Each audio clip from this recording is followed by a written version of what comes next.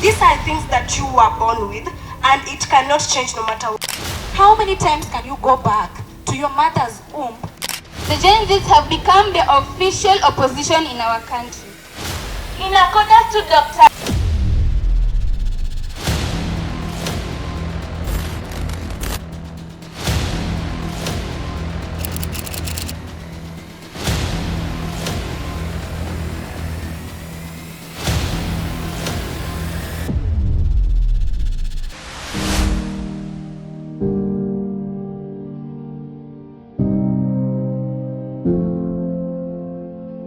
My name is Lonyori Dorcas. I'm in Form 2 Blue, and I'm the chairperson for the debate contest in Bishop Linus Okok Girls High School. First, I'd like to thank Dr. Vivian, our principal. She has really helped us in this debate. And one thing that debater has done in this school, it has really helped us in our pronunciation. My name is Olal Merabawino from Form 4 Red.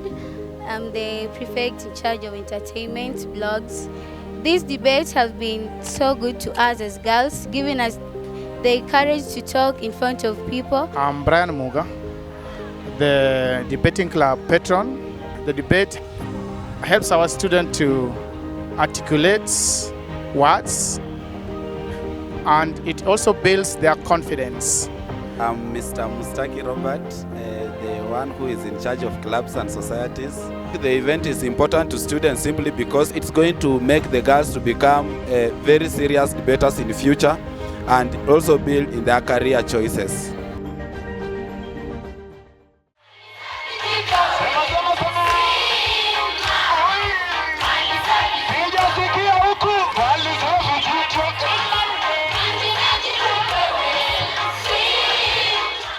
First and foremost, I want to thank our Almighty God for this edition.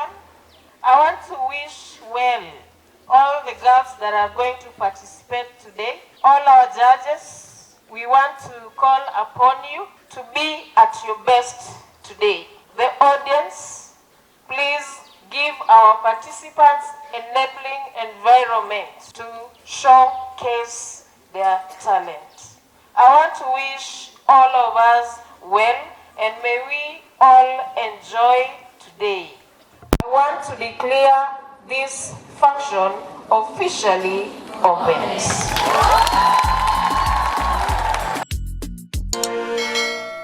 My name is Gaylen Award from Form 2 Blue, strongly opposing the motion which says healthcare services for all citizens should be fully funded by the government.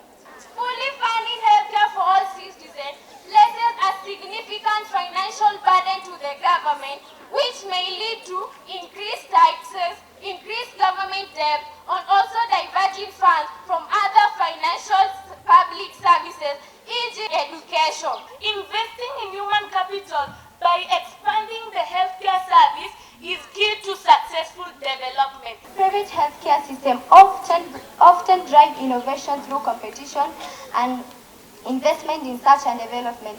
Critics of full government funding argue that reducing the private sectors will stifle medical advancement and technological breakthrough that benefit patients globally. For example, let's take a look at the Aga Khan hospitals that we have in our country. They are private sectors, yes, they are private sectors, but they really offer quality, I repeat the word, quality services. Unlike our referral hospitals, whereby every now and then the ambulances are just in and out taking patients and transferring them to these private hospitals. Due to the advanced technology, according to my research, it stresses on the quality of health. Critics argue that government healthcare services might lead to the decrease in the quality of care. They point to examples where centralized systems struggle to keep up with the evolving medical technologies and patients' needs, potentially resulting to lower standards of quality and fewer choices for the patients. This fully funded medication is to help those who are the poor so that they can go to hospital, so that they can get medication. When the health services are fully funded by the government, the private sectors will not have any business. They will be closed. Accelerating progress towards universal health coverage coverage by tackling health inequalities is the only way to end world's deadliest infectious diseases. We are not saying that the government should cease from funding services for the citizens. My fellows, I want to use Mama Lucy Hospital as an example. If the government has just half funded for the healthcare there, the people there are like a crowd. Can you imagine if the government would fully fund it? Can you imagine how many people will be going there? How many people will be dying of agony and pain? Very little is needed to make a happy life. Income is important in various reasons. It plays a crucial role in meeting basic needs. A universal salary will provide a safety net for those who are unable to work, such as the elderly, the disabled, or individuals caring for children. 95% of people would automatically resort to in-house seating instead of going to work if their livelihood can be supported by easy income. Without brains at work, there will be no innovation in the country, and without innovative minds, they will have to rely on imported innovative minds. Hard work pays. Overall, implementing of basic universal income would help to create a more just and a valuable community. Income inequality reduces the income gap between the rich and the poor. And when the gap is reduced by providing a basic salary to all citizens, regardless of their socio-economic status, everyone has the means to meet their basic goods. I oppose the motion. All people should have universal basic income. 99% of Africans are over-dependent on Western and European countries because they have been made so by these same countries. Implementing universal basic income on a large scale will require sufficient money. It could potentially strain the government budget and lead to increased taxes or reduce spending in other critical areas such as healthcare and education. The finance bill had to bring so many major issues that was to make life difficult in our nation. If the opposition and the government are one, what is next for our nation?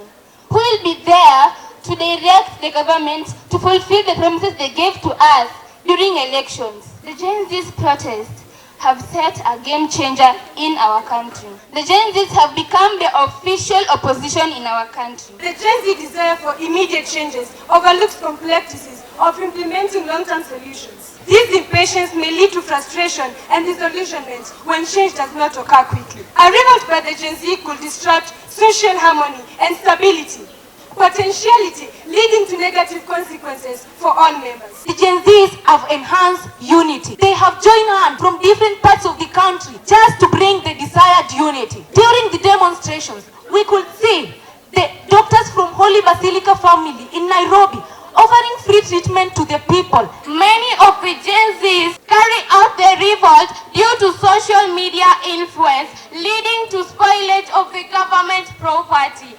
Example, the robbery which was done in the Tusky supermarket. Was it fair? No. Don't you think that there is alternative approaches that the Gen Zs could take to address their concerns without resulting a revolt? Corruption, opulence, and unemployment has been the cry in our country. Do I have just to sit down and watch how the government misuse their funds? Should I just sit down after being tagged so that someone should go and purchase a chair costing 11.3 million in his office?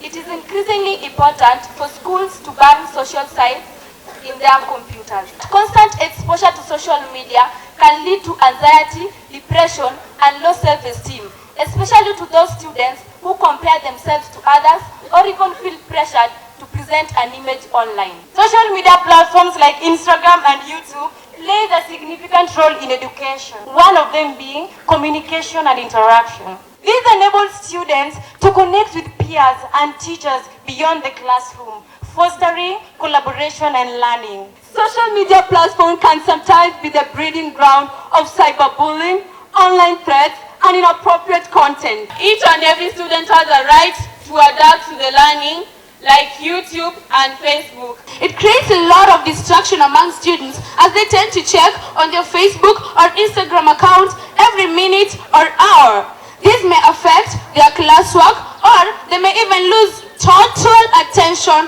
from their teachers. If it was not for YouTube, how could I have get this courage to stand here and debate on today's motion?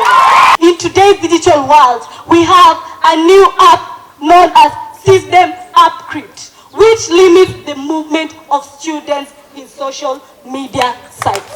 Users do post highlights of their lives. These highlights include their happiest moments and their best looks. This stream of idolized images can create a distorted reality to the viewers that can make them start believing that those portrayals are the norm.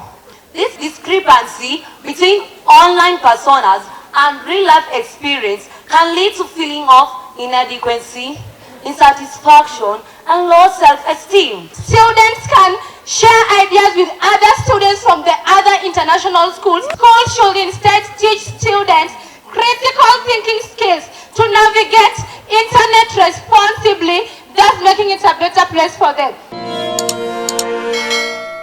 The Way of Man is a journal by Chico Barrett. States that the environmental influences such as upbringing, life experiences and education, of which we're doing right now, and this debate is part of education, play a crucial role in the formation of personality and character of an individual. Now, in his book titled The Cool Bean, Dr. John Jory says that the environment is one of the most significant influences of an individual's character and personalities. Do you really think that how you were born, this nature inside you, can really influence in positive formation of your character? I don't think so. Most people believe that our upbringing and our environment determine our personality. However, genetics is the driving force behind who we are, and that is a quote by Mabel Socrates. Craig and John, in their study on brain and character formation, confirm that what we think is what we become. So then, the brain plays a key role in the formation of our character. Referring to Dr. Eva Eland in her book, which is titled When Sadness is at Your Door, it states that culture and social norms shapes an individual's values, beliefs, and characters. Culture influences aspects like communication styles, attitudes towards authority, gender roles, and view of education and career. Emotional responses are integral to shaping the nature of an individual. They influence personality, traits, decision-making processes, coping mechanism, and social interaction.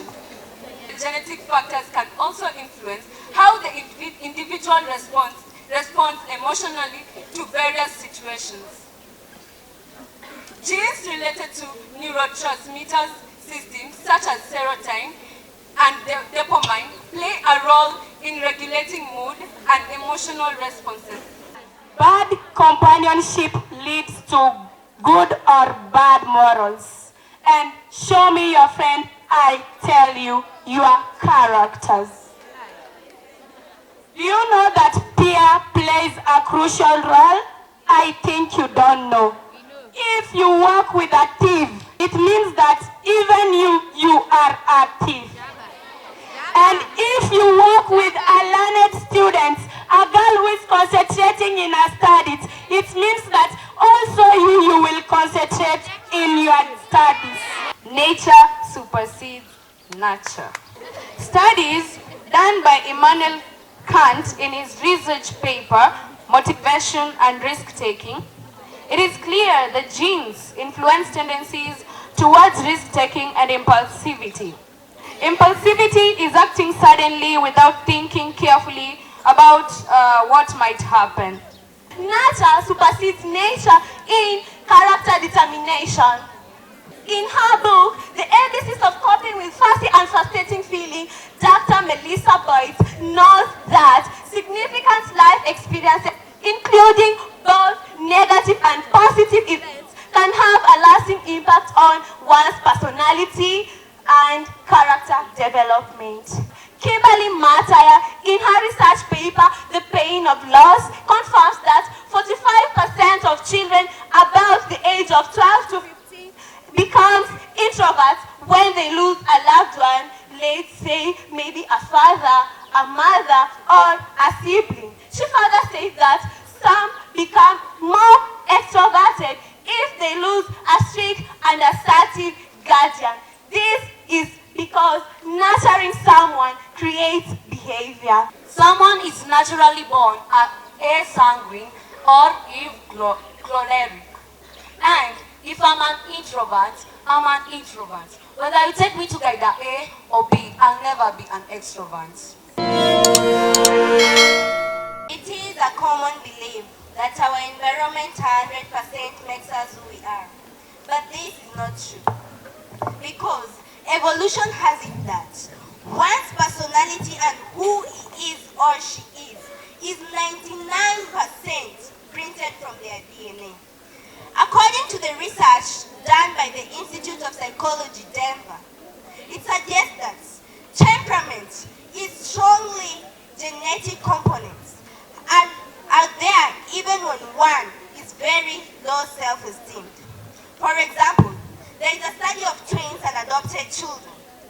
The traits show that an adopted child cannot look the same or be the same or have the same behavior as the parent who adopted him or her, while twins will have similar characters or very different that take one parent from each side, either the mother or the father. Genetic inheritance simply means the transmission of genes from the parent to the offspring.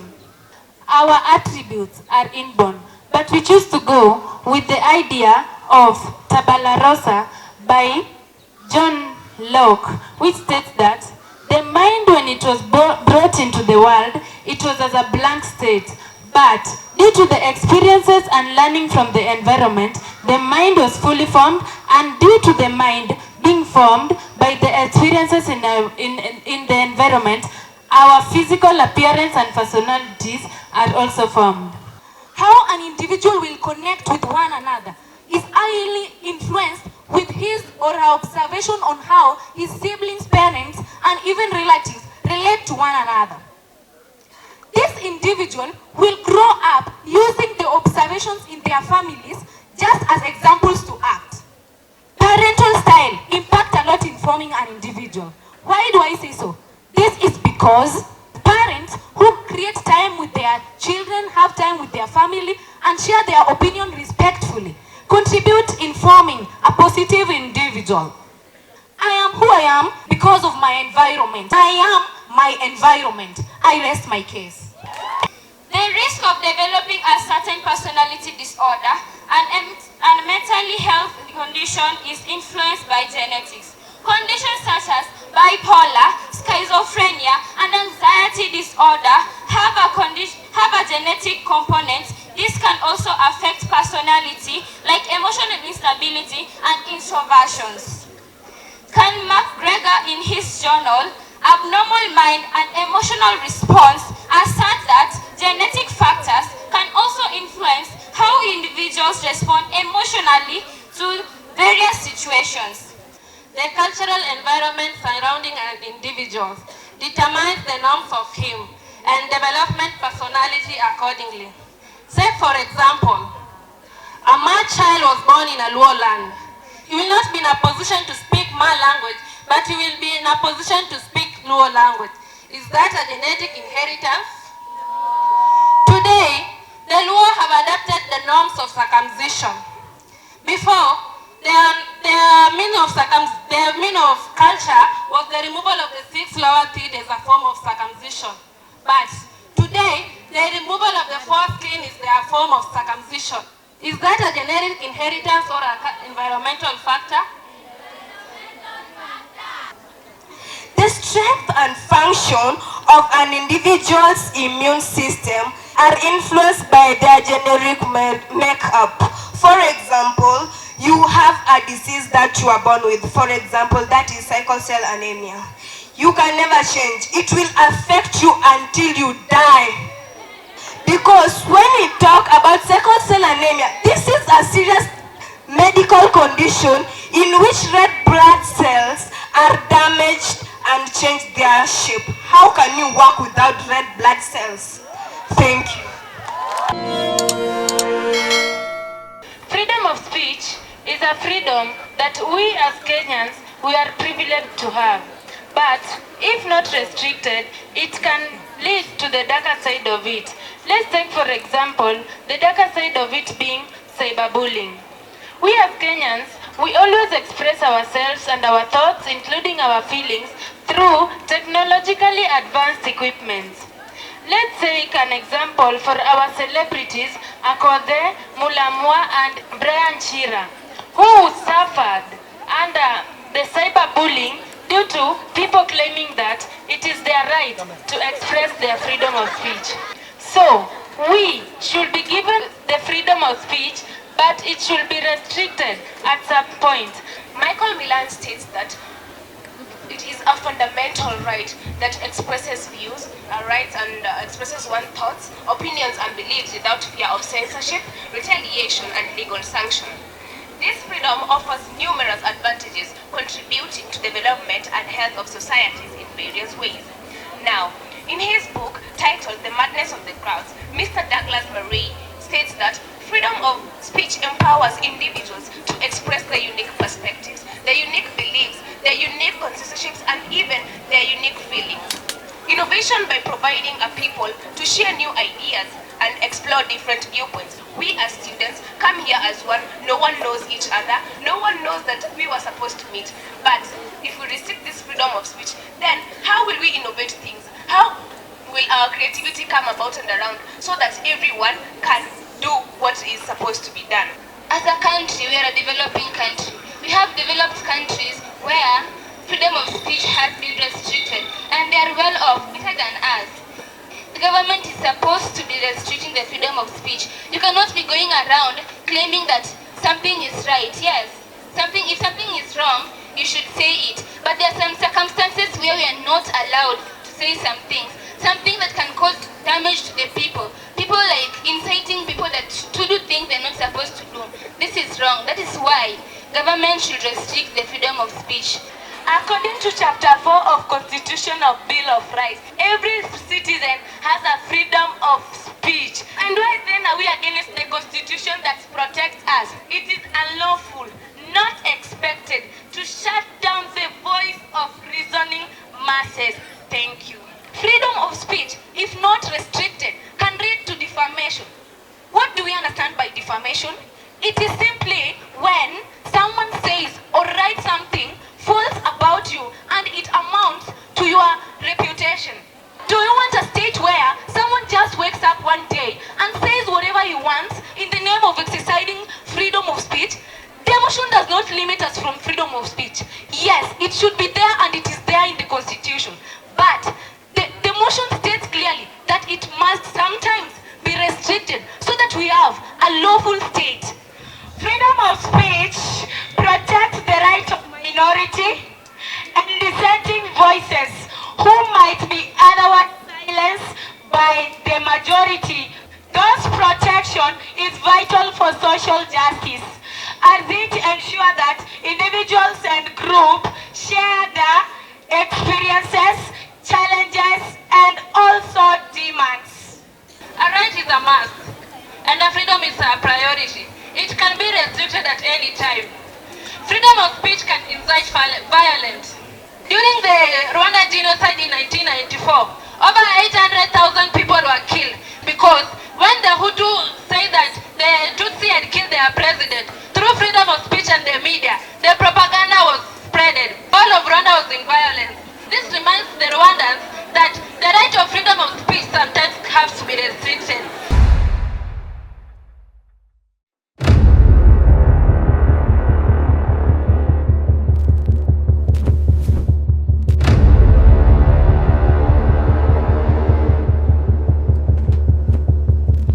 Form 2 Maroon 72.331%. Form 4G 76.